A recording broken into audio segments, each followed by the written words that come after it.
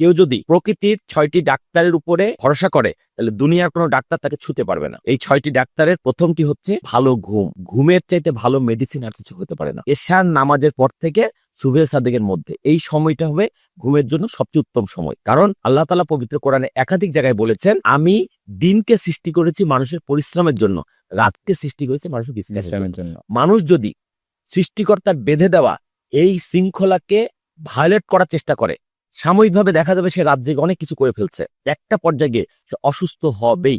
কারণ এটা প্রকৃতির সিস্টেম না, এটা সৃষ্টিকর্তার বেঁধে দেওয়া রোজ না। পৃথিবীতে মানুষ ছাড়া কোনো প্রাণী প্রাকৃতিক শৃঙ্খলা ভঙ্গ করে না। মানুষই একমাত্র প্রাণী যে প্রত্যেকটা শৃঙ্খলা ভঙ্গ করে নিজেকে একটু হ্যাডম দেখানোর চেষ্টা করে, একটু ব্যাটাগিরি দেখানোর চেষ্টা করে।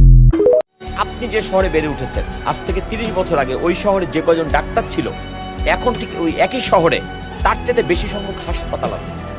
লোক সংখ্যা বেড়েছে কয় গুণ? 2 গুণ, 3 গুণ, 4 গুণ, 5 গুণ, 6 গুণ, 10 গুণ। ডাক্তার তো বেড়েছে 50 গুণ।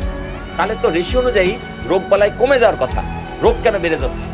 তার মানে আমরা ভুল পদ্ধতিতে আগাচ্ছি। এই পদ্ধতি যত আগাবে তত মানুষ ধ্বংসের দিকে এগিয়ে যাবে। আগেকার মানুষ তো ভালো থাকতো, কেননা নেচারকে তারা ইয়া করে নিয়েছিল ন্যাচারালি। এখন তো নেচার থেকে আমরা দূরে সরে গেছি। শুনে অবাক হবেন, এই যে স্বাস্থ্য খাতের এই দুর্দশা, এর সূত্রপাত কৃষিবিদদের হাতে। ইয়েস, আই রিপিট, কৃষিবিদরা আমাদের দেশটাকে ধ্বংস করছে। কৃষি যতদিন কৃষকের হাতে ছিল ততদিন পর্যন্ত ছিল নিরাপদ। যখনই কৃষিবিদের নামে ডিগ্রিধারীরা এখানে নাক গলালো, তখন তো ঝামেলা শুরু। এরা গবেষণাগারে নানা রকম জাত আবিষ্কার করে, যেগুলো একটা কীটনাশক আর সার ছাড়া উৎপাদন করা যায়। বাংলার মাটিতে, বাংলাদেশের মাটিতে এখন বছরে 16,000 কোটি টাকার কীটনাশক ছিটানো হয়। কত?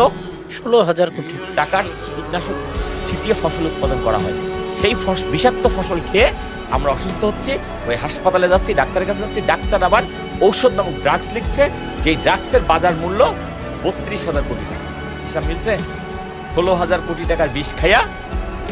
বিজ্ঞানীরা দেখছে সূরা ফাতিহা যে শুরু হয় আলহামদুলিল্লাহ দিয়া, শুকরিয়া আদায় করা। বিজ্ঞানীরা বলতেছে প্রত্যেক দিন সকালে উঠে তুমি যদি শুকরিয়া আদায় করো যে হ্যাঁ আমি ভালো আছি, তখন আমাদের শরীরের মাথা থেকে শুরু করে প্রত্যেকটা অংশ অ্যাক্টিভ হয়ে যায়, খুশি হয়ে যায়। যেমন আমি যদি বলি এই ছেলেটার খুব অসাধারণ ব্রেন, এই ছেলেটা অসাধারণ কিছু করবে, মনটা চাঙ্গা হয়ে যায় না? এইরকম যখনই আমি আল্লাহর কাছে শুকরিয়া আদায় করি, আমার শরীরের মাথা থেকে শুরু করে প্রত্যেকটা অংশ অ্যাক্টিভ হয়ে যায়, খুশি হয়ে যায়। এবং এরা যখন খুশি হয়ে যাবে, যে কেউ খুশি অবস্থায় বেশি কাজ করে না কম কাজ করে? এই দেখো কত এনার্জি, বেশি কাজ না কম কাজ? তাইলে আমাদের মাথা থেকে পা পর্যন্ত সবগুলো জিনিসকে যদি আমি খুশি করতে চাই, আমাকে আলহামদুলিল্লাহ বলতে হবে। কি বলতে হবে?